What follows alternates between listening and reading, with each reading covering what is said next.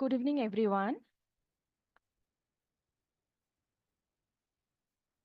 Hi.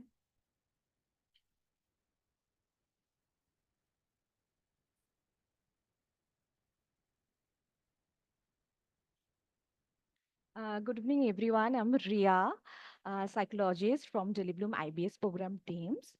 तो आज मैं आप लोगों के साथ स्ट्रेस एंड उसका अपने गट हेल्थ के ऊपर क्या इम्पैक्ट होता है उसके रिगार्डिंग कुछ चीज़ें आप लोगों के साथ शेयर करने जा रही हूँ।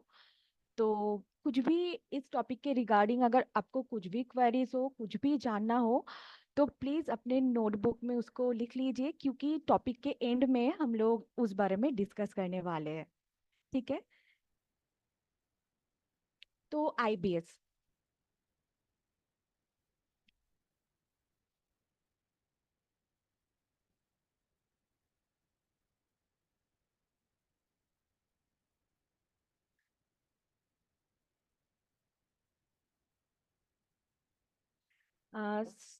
Stress and irritable bowel syndrome IBS.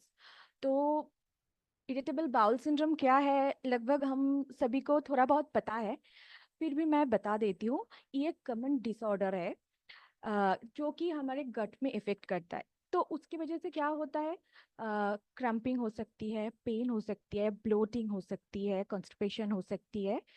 बहुत सारे चीज़ है जो हमारे गट के अंदर हो सकती है, एंड इसका जो मेन कॉज है वो अभी तक क्लियर नहीं है। किसी के लिए ये हो सकता है जेनेटिक, किसी के लिए हो सकता है डाइट, किसी के लिए हो सकता है स्ट्रेस। यानी ये एक कम्बिनेशन है, इस डिसऑर्डर का ये एक कम्बिनेशन फॉर्म है। ठीक है, बहुत सारे फैक्टर्स इसके अंदर इंक्लूडेड है। तो स्ट्रेस आईबीएस को कैसे ट्रिगर करता है? तो कुछ स्ट्रेस हॉर्मोन्स है, वो लाइक कॉर्टिसोल। तो ये डायरेक्टली हमारे, जब हम स्ट्रेस में होते हैं तो ये हार्मोन्स रिलीज होते हैं, एंड ये हार्मोन डायरेक्टली हमारे गट में इफेक्ट करते हैं। इसकी वजह से इंडाइजेशन भी हो सकती है, कुछ फ्लेयर अप्स भी हो सकती है। बहुत सारी चीज़ है जो इन हार्मोन्स की वजह से होती है। तो आज इस टॉपिक में हम यही रिलेशनशिप समझने की कोशिश करेंगे कि कैसे एंजाइटी एंड कैसे स्ट्रेस एंड ये आईबीएस दोनों कनेक्टेड है।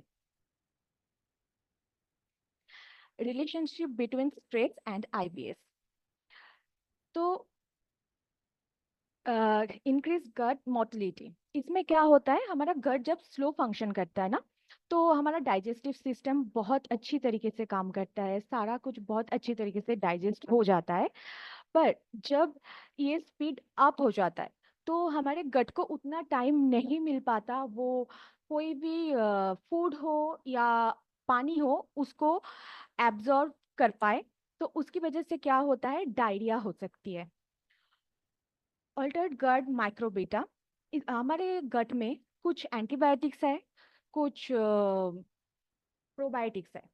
तो इसका जो चेंजेस है, लाइक अगर कोई भी हम एंटीबायोटिक ले रहे हैं, तो जैसे जो हमारे गट को जो बैक्टीरिया इफेक्ट करता है, उसके ऊपर तो ये इम्पैक्ट करता ही है, पर कुछ अच्छे बैक्टीरियाज भी है, तो उसके ऊपर भी ये इम्पैक्ट करता है।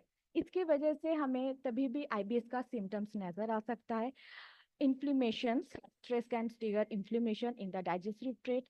ये ऑलमोस्ट ये बहुत एक कॉमन सी चीज़ है जो मुझे लगता है हर किसी को पता है। हार्मोनल चेंजेस, जैसे कि मैंने पहले भी बोला है, स्ट्रेस हार्मोन लाइक कॉर्टिसोल, ये जब इंक्रीज होना स्टार्ट करता है तो इसका भी इफेक्ट हमारे गट हेल्थ में होता है। Understanding the gut brain connection, brain to gut. तो क्या होता है, ब्रेन भी गट में सिग्नल भेजता है थ्रू वेगस नर्व, जिसकी वजह से हमारा डाइजेस्टिव फंक्शन, इन्फ्लेमेशन, ये सारे चीज़ों का ऊपर इम्पैक्ट होता है। एंड गट टू ब्रेन, गट भी जो है वो ब्रेन से ब्रेन में सिग्नल पहुंचाता है। एक्चुअली इस चीज़ को मैंने बहुत सिंप्लीफाई करके आप लोगों को बोल रही हूँ ताकि ये चीज़ आपको समझ आए, ज़्यादा कॉम्प्लेक्स मैंने नहीं किया है। तो गट भी हमारे ब्रेन में सिग्नल भेजती है। तो इसकी वजह से अगर इस कम्युनिकेशन में थ्रू वेगस नर्व एंड इस कम्युनिकेशन में अगर कुछ भी गैप हो गया, तो भी हमें एंजाइटी हो सकती है, कोई भी मूड स्विंग्स वगैरह हो सकता है। एंड माइक्रोबायोटा कनेक्शन जो कि मैं बोल रही हूँ, द कि ये जो माइक्रोबायोटा है ये भी बहुत इंपॉर्टेंट रोल प्ले करते हैं हमारे जो गट एंड ब्रेन कनेक्शन है उसमें, क्योंकि ये हमारे इम्यून सिस्टम को अच्छा करता है। तो अगर इस चीज में कोई भी प्रॉब्लम आई तो भी उसका इफेक्ट हमारे गट के अंदर होता है। Psychological impact of stress in IBS symptoms, anxiety and depression, जो कि एक बहुत कॉमन सिम्टम है। लाइक कोई भी व्यक्ति अगर फिजिकली कोई प्रॉब्लम या कोई भी लाइक कि कोई भी फिजिकल प्रॉब्लम के थ्रू जा रहा है, तो उसके रिगार्डिंग उसको एंजाइटी होना, स्ट्रेस होना, डिप्रेशन होना बहुत एक नॉर्मल सी चीज है। एंड ये आई ये एंजाइटी एंड डिप्रेशन को भी स्ट्रेस की वजह से ये एंजाइटी एंड डिप्रेशन भी होते हैं, क्योंकि जब हम स्ट्रेस में होते हैं तो कुछ नेगेटिव थॉट्स वगैरह भी आते हैं। तो वो एक अलग टॉपिक है, वो मैं क्यों बोल रही हूँ वो भी मैं वीडियो की एंड में आप लोगों को बताऊंगी। Pain perception. Stress can amplify pain perception, making IBS symptoms feel more intense and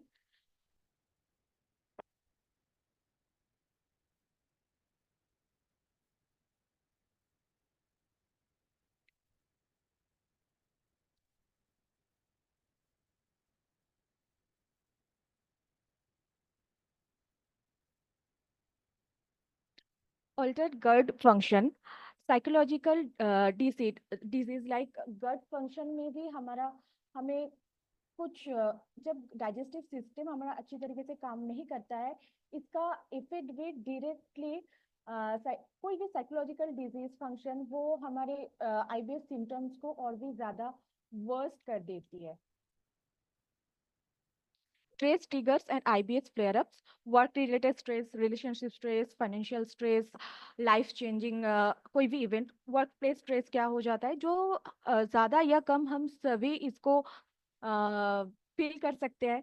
कोई भी प्रोजेक्ट हो, कोई भी प्रोजेक्ट वर्क का डेडलाइन आ रहा है, उसे हमें सबमिट करना है, या बॉस के साथ अच्छा रिलेशनशिप आपका नहीं है, तो उस चीज में भी ये वर्क स्ट्रेस आता है। रिलेशनशिप लाइक अगर आपकी पार्टनर के साथ हो सकता है, कोई फैमिली मेंबर के साथ हो सकता है, या अ, कोई फैमिली मेंबर के साथ हो सकता है, या कोई भी रिलेटिव जो आपके क्लोज वंस है उसके साथ अगर आपका रिलेशनशिप अच्छा नहीं है, तो उस रिगार्डिंग भी आप स्ट्रेस फील करते हो एंड उसका इम्पैक्ट भी हमारे गट के ऊपर आता है। And major thing financial stress, जो कि बहुत ज्यादा नेगेटिव इम्पैक्ट होता है हमारे गट के ऊपर, क्योंकि मनी रिलेटेड कोई भी वरी हमें बहुत ज्यादा स्ट्रेसफुल कर देता है। एंड लाइफ चेंज लाइक कोई भी मेजर इवेंट हुआ आपके लाइफ में, कोई भी रिलेशनशिप इश्यूज हुए, किसी भी तरीके से आपकी लाइफ चेंज हो रही है but not a positive side, इन्हें नेगेटिव हुए, तो उसके उसमें भी आपको स्ट्रेस हो सकती है। हाँ, अभी क्वेश्चन ये है कि हर स्ट्रेस क्या बुरा होता है? नहीं। पहले तो मैं बता देती हूँ, स्ट्रेस 3 टाइप्स के होते हैं: acute stress, chronic stress and stress. Acute stress क्या है? जो लॉन्ग टाइम के लिए हमारे लाइफ में इफेक्ट नहीं करता, जो कि शॉर्टर पीरियड के लिए रहता है। यानी मान लीजिए कोई भी लाइक कोई भी मीटिंग है उसका प्रिपरेशन करना है, एग्जाम है उसका प्रिपरेशन करना है, तो ये हो गया acute stress. Chronic stress like जो बहुत टाइम से चल रहा है एंड उसकी वजह से आप चीज़ों को मैनेज नहीं कर पा रहे हो, हर वक्त नेगेटिव थिंकिंग आ रही है, जिसका इफेक्ट आपकी हेल्थ में भी हो रहा है, आपकी प्रोडक्टिविटी रिड्यूस हो रही है, तो वो हो जाता है chronic stress and E stress. ये है, जैसे कि मैं बोल रही थी, हाँ, सारे स्ट्रेस खराब नहीं होते हैं, कुछ स्ट्रेस होते हैं जो कि अच्छे भी होते हैं, जो हमें ज़रूरत है, वही यू स्ट्रेस। इससे क्या होता है, मान लीजिए कोई भी इस स्ट्रेस से हमारे लाइफ में ग्रोथ मिलती है। लाइक कोई भी न्यू काम का आप शुरुआत करने जा रहे हो, तो लाइक मान लीजिए आज आपके ऑफिस का फर्स्ट डे है, तो आप जब ऑफिस जाने वाले हो, या जाने से पहले जो आपके अंदर काम करता है, थोड़ा बहुत स्ट्रेस हमें फील होता है, पर वो हमारे लिए हार्मफुल नहीं है। वो यू स्ट्रेस है क्योंकि ये चीज कोई भी लाइफ की पॉजिटिव इवेंट, लाइक मान लीजिए आपकी वेडिंग है सामने, तो भी आपको ये स्ट्रेस आप फील कर सकते हो। तो ये यू स्ट्रेस जो है, ये हमारे लिए अच्छी होती है। Coping strategies for stress management, exercise. Definitely exercise की वजह से स्ट्रेस कम होता है। क्यों होता है? क्योंकि जब हम एक्सरसाइज करते हैं, जो हैप्पी हॉर्मोन्स है वो इंक्रीज होते हैं, तो हम थोड़ा सा बेहतर फील कर पाते हैं। रिलैक्सेशन टेक्निक्स, डेफिनेटली ये रिलैक्सेशन टेक्निक्स के ऊपर ही हमारा मोस्टली फोकस रहता है, क्योंकि ये हमारी मेंटल पीस के लिए रिलैक्सेशन टेक्निक लाइक मेडिटेशन हो गया, प्रोग्रेसिव मसल रिलैक्सेशन टेक्निक हो गया, ये सारी चीज हमें स्ट्रेस रिड्यूस करने में एंड हमारी मेंटल हेल्थ को काम डाउन करने के लिए, हमारे ब्रेन को काम डाउन करने के लिए बहुत अच्छी तरीके से ये काम डाउन कर पाता है। स्लीप हाइजीन, जो कि जब हम सोने जा रहे हैं, आजकल के ज़माने में ना बहुत से लोगों को स्लीप रिलेटेड बहुत प्रॉब्लम्स होती है। तो इसको कैसे हम सही कर सकते हैं? तो उसके लिए कुछ स्टेप्स है, वो स्लीप हाइजीन के अंडर आता है, जो मैं एलिबरेटली डिस्कस करती हूँ आप लोगों के साथ। एंड वन मोर थिंग है सोशल सपोर्ट। तो अगर आप स्ट्रेस में हैं या कोई भी मेंटल वरी है, कोई भी चीज़ है, आप जाके अगर किसी के साथ शेयर कर पा रहे हैं, जो कि लगे कि ये व्यक्ति हमें जज नहीं करेगा, हमें सुनेगा, इसके साथ बात करके हमें बेहतर महसूस हो सकता है, तो उस व्यक्ति के साथ बात करना, उसके साथ टाइम स्पेंड करना, उससे हमारा स्ट्रेस लेवल कम होता है। एंड हाँ, स्लीप हाइजीन के एस्पेक्ट में मैं जो बोल रही थी कि वो उसका कुछ स्टेप्स है, like importance of consistent sleep schedule.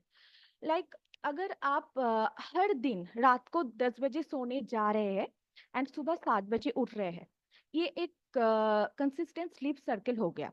तो एवरी डे अगर आप इसी टाइमिंग में सोने जा रहे हैं, इंक्लूडिंग योर हॉलीडेज ऑल्सो, तो क्या होता है कि हम लोग हमारे बॉडी में जो हमारा माइंड उस टाइम के साथ कनेक्ट होता है, या जो क्लॉक है हमारे बॉडी बॉडी के अंदर, आप अगर हम इसको कंटिन्यूअसली प्रैक्टिस करें, तो उसकी वजह से क्या होता है कि उसी पर्टिकुलर टाइम में आपको नींद भी आएगी एंड नेक्स्ट डे सुबह आप नींद से उठ भी पाओगे। इससे क्या होता है? इम्प्रूव स्लीप क्वालिटी, हमारा जो नींद है उसकी क्वालिटी भी बहुत ज़्यादा इम्प्रूव्ड होती है। जो डे टाइम में हम ज़्यादा से ज़्यादा अलर्ट रह सकते हैं। एंड जो कि स्लीप डिसऑर्डर्स है, आजकल के ज़माने में बहुत कॉमन सी एक चीज़ है स्लीप डिसऑर्डर। लगभग अ, बहुत सारे पीपल इस प्रॉब्लम से सफ़र करते हैं। तो उस रिस्क को भी हम लोग रिड्यूस कर सकते हैं, अगर हम ये जो स्लीप सर्कल है उसको सही तरह से बैलेंस कर पाए। ऑप्टिमाइज स्लीप एनवायरनमेंट, क्या होता है? डार्कनेस, जैसे कि अगर आप सोने जा रहे हो तो प्लीज़ ये इंश्योर करो कि आपने अच्छी तरीके से लाइट बंद कर दिया, सारे जो कर्टन्स है उसको बंद कर दिया, ताकि आपके रूम के अंदर थोड़ा सा डार्कनेस रहे। वाइट यानी जो एनवायरनमेंट हो, लाइक अगर आप सोने जा रहे हो एंड साइड में कोई बहुत लाउड म्यूजिक हो रहा है, तो डेफिनेटली आप नहीं सो पाओगे अच्छी तरीके से। तो आपको ये इंश्योर करना है कि जब आप सोने जा रहे हो तो जो आपका एनवायरनमेंट है वो थोड़ा सा वाइट रहे। And cool temperature, like bedroom का टेम्परेचर अगर 18 डिग्री सेंटीग्रेड है, तो ऐसा बोला जाता है कि ये टेम्परेचर हमें अच्छी स्लीप के लिए, अगर रूम टेम्परेचर 18 डिग्री रहेगा तो ये हेल्प करता है। अगर आप सोने जा रहे हो तो हाँ, ये कोशिश करना फैन हो या एसी हो, जो भी हो, वो आपको उससे कंफर्ट मिले, डिस्कम्फर्ट आप फील ना करो। ये एक चीज़ है जो बहुत ज़्यादा इम्पोर्टेंट है। हाँ, avoid stimulates before bed, like मान लीजिए आपका बेड टाइम है 10 बजे एंड आप 9 बजे या 8:30 बजे कॉफ़ी ले रहे हो या अल्कोहल ले रहे हो, तो ये क्या होता है कि हमारे स्लीप साइकिल को डिस्टर्ब कर देता है। तो हमें अगर आप कॉफ़ी लोगे तो हमें अच्छी तरीके से नींद नहीं आएगी। एंड अगर आप अल्कोहल कंज्यूम करोगे, तो आपकी जो नींद है ना वो अच्छी नहीं होगी, यानी गुड स्लीप आप नहीं ले पाओगे। हाँ, relaxation technique for better sleep, definitely breathing exercise, progressive muscle relaxation and mindfulness meditation. तो ये तीन चीज है जो कि अगर आप सोने जा रहे हो या बिस्तर पे सोए हुए हो तो भी आप अगर नींद नहीं आ रही है या आ भी रही है तो 5-10 मिनट के लिए आप लोग ब्रीदिंग एक्सरसाइज कर सकते हो। And breathing exercise already daily Bloom app में दिया हुआ है, जेन बॉक्स के अंदर, वो देख के भी आप ट्राई कर सकते हो for improve sleep, progressive muscle relaxation and mindful meditation. तो ये तीनों चीज आप सोने से पहले कर सकते हो बेटर स्लीप के लिए। Maintain a regular sleep schedule, जैसे कि मैंने आपको पहले ही बोला कि बेड टाइम जब आप सोने जा रहे हो वो टाइम सेम होनी चाहिए एवरीडे बेसिस पे, एंड जिस टाइम में आप मॉर्निंग में उठ रहे हो उसी वो टाइम भी सेम होनी चाहिए, चाहे आप हॉलीडे में हो, आपका वीक ऑफ है, जो भी है, वो टाइम मेंटेन करना जरूरी है। एंड ये जो पॉइंट्स मैं बोल रही हूँ ये सारे स्लीप हाइजीन के अंदर आता है। जिनको भी स्लीप की प्रॉब्लम है, थोड़ा बहुत प्रॉब्लम स्लीप के रिगार्डिंग सभी को रहता है, जो भी स्लीप के regarding this kind of problem face करते हैं, डेफिनेटली इन चीज़ों को आप अपने डेली रूटीन में इंक्लूड कर सकते हैं। एंड हाँ, वन मोर थिंग, अब अगर आप एक दिन या 2 दिन इन सारी चीज़ों को करोगे, डेफिनेटली आप 100% बेनिफिट नहीं ले पाओगे, क्योंकि ये सारे चीज़ ना टाइम टेकिंग होता है। तो खुद को वो टाइम देना पड़ता है हमें, ताकि हमारा बॉडी भी इस चीज को एडॉप्ट कर पाए।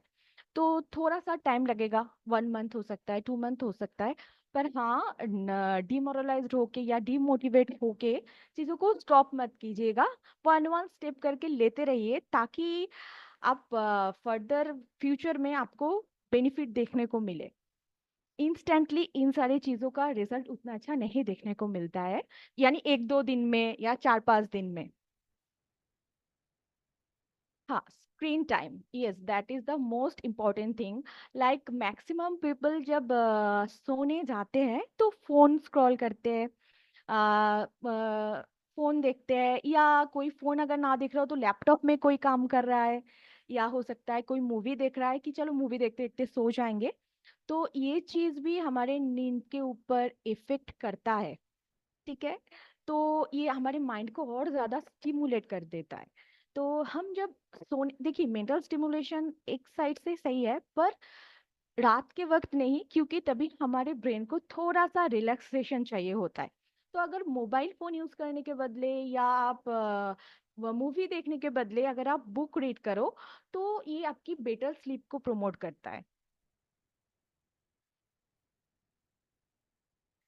Exercise regularly for quality sleep, ये अगर आप एक्सरसाइज करोगे, benefit of exercise, impact on sleep, promote relaxation, longer and deeper sleep cycle, improve sleep duration, reduce daytime sleeplessness, uh, and increase emer-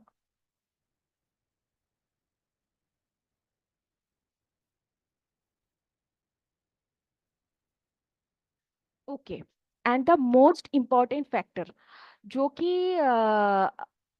हम लोग डेली हम लोग जो वेलनेस कोचेज है उसको यूज करते हैं, एंड वो है सीबीटी, यानी cognitive behaviour therapy to manage stress. ठीक है, आ, ये ये क्या होता है, सिंपल सी भाषा में अगर आपको मैं समझाऊं, तो हम अपने थॉट को, अपने जो इमोशंस है उसको चेंज करते हैं इस टेक्निक के द्वारा। Understanding the stress responses, like किस चीज की वजह से हमें स्ट्रेस हो रही है, उसको समझना बहुत ज्यादा जरूरी होता है, ताकि उस चीज से हम कोप अप कर पाए। फॉर एग्जाम्पल, मुझे फॉर एग्जाम्पल अगर मैं बोलूँ मुझे अभी अच्छा नहीं महसूस हो रहा है, मेरा मन बहुत उदास है, तो कोई अगर आके मुझसे पूछे कि रिया क्या हुआ, क्यों तेरा मन उदास है, तो मैं बोलूंगी I don't know, but I am not feeling good, मुझे कहीं जाने का मन नहीं कर रहा है। पर वही चीज मुझे जाननी है कि क्यों मुझे मन नहीं कर रहा है, क्या चीज है जो मुझे परेशान कर रहा है। Identify stressors, that the same thing, like जो भी ट्रिगर्स है, जो भी इमोशंस है, वो उसको हमें आइडेंटिफाई करना है कि क्यों है, कहाँ से। अगर मैं आपको थोड़ा सा डिटेल में बोलूं, तो पहले हमारे कुछ इवेंट होता है, ठीक है, उसके रिगार्डिंग कुछ थॉट्स जनरेट होते हैं, एंड फिर हम उसके रिगार्डिंग इमोशन क्रिएट होता है, फिर हम एक्ट करते हैं, ठीक है। तो अगर जो सिचुएशन क्रिएट हुआ वो अगर पॉजिटिव होता है, तो हमारे अंदर पॉजिटिव थॉट्स आते हैं, पॉजिटिव इमोशन होता है, एंड हम जो रिएक्ट करते हैं वो भी पॉजिटिव ही होती है। पर अगर जो लोग स्ट्रेस में हैं, खास करके एंजाइटी में हैं, उन लोगों को मैक्सिमम टाइम नेगेटिव थॉट्स ही आते हैं, एंड ये जो चेन है ये नेगेटिव नेगेटिव होता जाता है। पर हाँ, मैं जैसे बोल रही हूँ, ऐसा हर वक्त ऐसा पॉसिबल नहीं है कि इस सिनेरियो में ही ये मेंटेन हो। कभी कभी कुछ इमोशन की वजह हम लोग नहीं समझ पाते, जैसे कि मैंने इससे पहले ही बोला। तो हमें वो स्ट्रेस ट्रिगर्स क्या है उसको आइडेंटिफाई करना है। Challenging the unhelpful thinking. Unhelpful thinking means अगर कोई भी चीज़ है, उसके, अगर मैं कहीं बाहर जाने की सोच रही हूँ, मैं सोच रही हूँ नहीं मुझे आज उस जगह पे नहीं जाना है, तो क्योंकि लोग मेरे बारे में कुछ बोलेंगे, राइट। तो कुछ भी नेगेटिव थॉट आते हैं हमारे दिमाग में, तो हमें ये पूछना है, ये मेरी थॉट है या ये सच्चाई है। और ये हो सकता है कि आप खुद से ये पूछो, मैं ऐसा जो सोच रही हूँ या सोच रहा हूँ, इसके पीछे का रीजन क्या है, क्यों ऐसे थॉट्स आ रहे हैं, या ये सच है। यानी खुद को क्वेश्चंस करना कि ये जो थॉट है वो सही है या गलत। And developing healthy coping skill, जैसे कि रिलैक्सेशन टेक्निक्स वगैरह, माइंडफुलनेस, प्रॉब्लम सॉल्विंग टेक्निक्स, ये सारे चीज भी है जो एक हेल्दी कोपिंग स्किल को डेवलप करता है। हाँ, challenging and reframing negative thought, questions the evidence. मैंने अभी जो बोला कि ये चीज क्या सही है, ये क्या ट्रूथ है। एक होता है हम सोचते हैं, एक होता है ट्रूथ। हमारे थिंकिंग में एंड ट्रूथ में डिफरेंस होता है, ठीक है। वो हमें जानना है कि जो हम सोच रहे हैं वो ट्रूथ है या हमारी थिंकिंग। चैलेंजेस एज्यूम्पशन, जैसे कि मैंने एज्यूम कर लिया कि अगर मैं बाहर जा रही हूँ तो लोग मेरे बारे में कुछ सोचेंगे। रियली ऐसा तो नहीं भी हो सकता है, लोग, ये मेरा सिर्फ एज्यूम्पशन है, ये सच नहीं है। एंड रिफर्म द सिचुएशन, इसको क्या करना है, कोई भी चीज को अगर रिफॉर्म करना है तो कोई भी नेगेटिव चीज के, उसको हमें पॉजिटिव डायरेक्शन देना है। लाइक मान लीजिए आपके साथ आपकी कोई भी फ्रेंड की, कोई भी झगड़ा हो गया आपके फ्रेंड का, तो आप उसको रोज फोन करते हो, एवरीडे वो फोन पिक कर लेता है। पर कल आपके साथ झगड़ा हुआ, आज आपने फोन किया, वो पिक नहीं करेगा। तो आपके दिमाग में क्या आएगा कि शायद मेरे साथ उसका झगड़ा हुआ, दैट्स वाई वो मुझसे बात नहीं कर रहा है। हो सकता है ऐसा थॉट्स आए। पर अगर आप ये सोचने की जगह आप ये सोचे कि शायद वो अभी बिजी है, हो सकता है उसका फोन साइलेंट में हो, बहुत सारी चीज है। तो ये जो थॉट आया उसको रिफ्रेम करना होता है कि ये जो नेगेटिव थॉट्स आ रहा है उसको हम थोड़ा सा पॉजिटिव डायरेक्शन में लेके जाए। हाँ, डेवलपिंग कोपिंग स्ट्रेटजीज, जो कि है relaxation technique, problem solving, time management, social support and physical activities. Almost सारे टॉपिक्स के बारे में मैंने बोल लिया, पर हाँ, टाइम मैनेजमेंट के बारे में मुझे कुछ बोलना है। मान लीजिए सबसे पहले अगर आपको लग रहा है कि ये चीज़ मेरे लिए ज़्यादा हो रहा है, तो उस चीज़ को आप नो बोल सकते हैं। नो बोलना आना ज़रूरी है कि नहीं, मैं ये नहीं करना चाहती, मैं नहीं कर सकती। और एक चीज है टाइम मैनेजमेंट के लिए, मैंने बहुत सारे सेशंस में या बहुत सारी जगहों पे ऐसे सुना है कि एवरीडे लाइफ में जो वर्क होता है उसमें वो टाइम टू टाइम नहीं कर पाने से स्ट्रेस होता है, डेफिनेटली होता है। क्योंकि अगर हम अपने लिए थोड़ा सा रेस्ट नहीं लेंगे एंड पूरा दिन काम करेंगे, ये भी करना है वो भी करना है, सारा कुछ एक दिन में ही करना है, तो डेफिनेटली आप स्ट्रेस होंगे, आपको रेस्ट नहीं मिलेगा। तो मेजर थिंग ये है कि आप छोटा छोटा गोल सेट करो, ठीक है। अदरवाइज आप प्रायोरिटाइज करो आपके चीज़ों को टाइम मैनेजमेंट के लिए कि कल मुझे ये चीज़ें करना है। मान लीजिए आपने एक लिस्ट बनाया जिसमें 10 चीज़ें हैं जो आपको कल करना है, ओके। उसमें से आप प्रायोरिटी बेस में कोई 7 चीज़ों को सिलेक्ट कीजिए एंड 3 चीज़ें ऐसे छोड़ दीजिए जो अगर आप कल ना भी करें, अगर आप 2 दिन बाद भी करें तो कोई प्रॉब्लम नहीं होगी उससे। तो ऐसे भी आप टाइम मैनेजमेंट कर सकते हैं। एंड अगर कोई भी चीज़ को आपको लग रहा है कि नहीं करना है, मन नहीं कर रहा है, मन देखिए कभी कभी कुछ बहुत सारी चीज़ों में हमें मन नहीं होता, पर आपको देखना है कि कौन सी चीज़ कितना इम्पैक्ट करता है आपके लिए, उस हिसाब से ना बोलना भी हमें आना चाहिए। The role of mindfulness in IBS. तो mindfulness just IBS, not only IBS, हमारे लाइफ में भी बहुत ज्यादा इम्पैक्ट करता है। माइंडफुलनेस मीन्स इस प्रेजेंट सिचुएशन में रहना। अगर increased awareness of body situation to improve understanding of IBS triggers and symptoms, accept of thoughts and feelings। अगर आप अपने जो भी थॉट्स आ रहे हैं उसको एक्सेप्ट कर लोगे तो ये क्या करेगा, आपकी जो स्ट्रेस है, जो एंजाइटी है, उसको भी रिड्यूस करने में हेल्प करेगा। Regulation and emotional response, improve coping mechanisms and reduce symptoms negative. Okay. तो आपकी जो, जैसे मैंने कुछ टाइम पहले ही बोला कि जो भी थॉट्स आ रहे हैं उसको अगर हम थोड़ा सा पॉजिटिव में लेके जाए तो वो भी हमारे स्ट्रेस रिड्यूस करने में हेल्प करता है।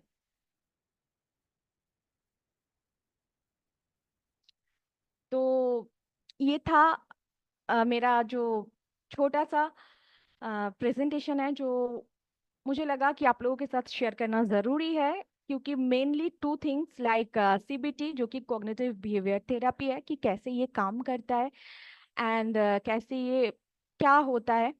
तो ये जो एक है ना कि गट ब्रेन एक्सेस या आईबीएस, ये आपकी गट को भी आपको सही रखना है, एज वेल एज आपकी माइंड को भी आपको सही रखना है कि जो स्ट्रेस ट्रिगर हो आप अच्छी तरीके से पहचान पाए, उसको चेंज कर पाए, ताकि लॉन्ग रन में आपको बेनिफिट मिले। ठीक है। तो कुछ भी पूछना हो आप चैट बॉक्स में बोल सकते हैं मुझसे। कुछ भी क्वेश्चंस हो, कुछ भी डाउट्स हो, प्लीज।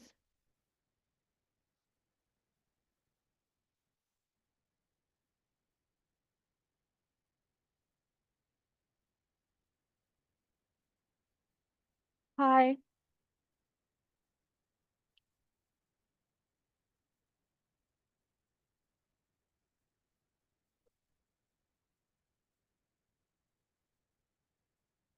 हाय रक्षित।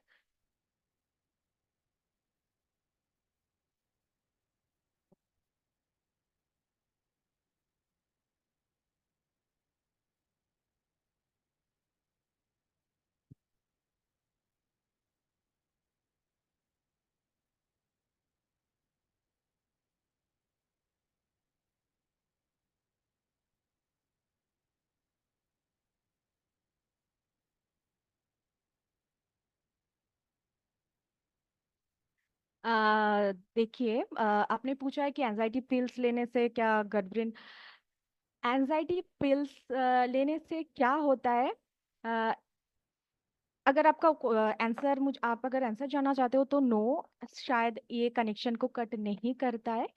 पर जो ये हार्मोनल चीजें हैं, कोई भी मेडिसिन अगर आप ले रहे हो तो वो हार्मोन्स को बैलेंस करने के लिए होता है, और बहुत सारी चीजें। I am a psychologist, so medicine के बारे में बोलना मुझे अलाउड नहीं है या मैं नहीं बोल सकती। अगर मैं जानती भी हूँ तो मैं नहीं बोल सकती। सबसे अच्छी चीज़ है अगर आप अपने डॉक्टर के साथ इसके बारे में कंसल्ट कर ले तो। Thank you.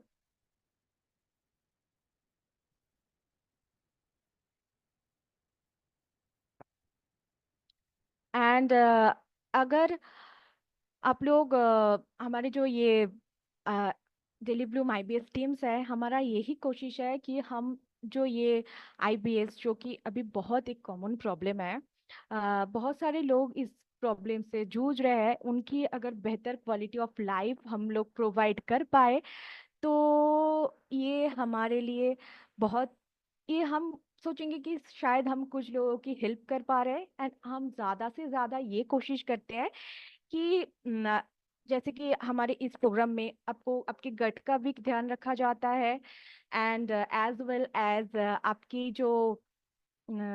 जो मेंटल हेल्थ है उसके बारे में भी ध्यान रखा जाता है। तो प्लीज अगर आप लोग जो जिसने ये वेबिनार ज्वाइन किया है, आप लोग ऑलरेडी बेनिफिटेड है या अभी तक सोच रहे हैं करने के लिए, तो प्लीज इधर आप ज्वाइन कर सकते हैं अपना अपना हमारे इस डेली ब्लूम ऐप के थ्रू। आप ये जो हम प्रोवाइड करते हैं जो फैसिलिटीज उसके ताकि आपकी क्वालिटी ऑफ लाइफ इम्प्रूव हो, तो आप ये इसमें ज्वाइन कर सकते हैं। एंड अगर आप बेनिफिटेड है तो आपके आसपास में अगर कोई फ्रेंड है आपकी या किसी जान पहचान वाले हैं जो इस प्रॉब्लम से जूझ रहे हैं, तो भी आप उनसे प्लीज ये डेली ब्लूम ऐप के बारे में सजेस्ट कीजिए। हमारी यही कोशिश है कि हम ज़्यादा से ज़्यादा लोगों की जो लाइफ है जो इस प्रॉब्लम से जूझ रहे हैं उनको थोड़ा सा रिलीफ दे पाए।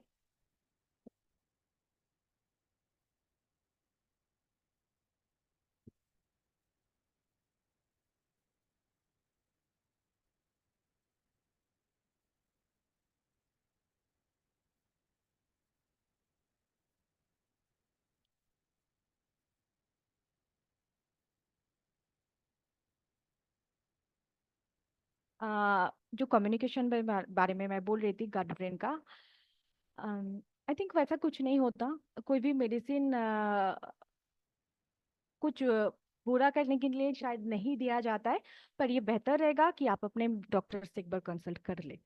कुछ भी चीज़ ज़्यादा सही नहीं होती है, पर मिनिमम अमाउंट सही है।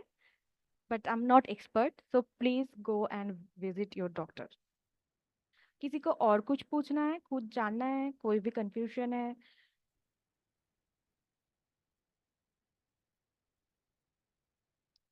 ओके, कोई भी क्वेश्चंस नहीं आ रहे हैं तो thank you so much for your participation. मिलता है नेक्स्ट कोई भी वेबिनार में, तब तक के लिए सभी अच्छे रहना। Bye bye.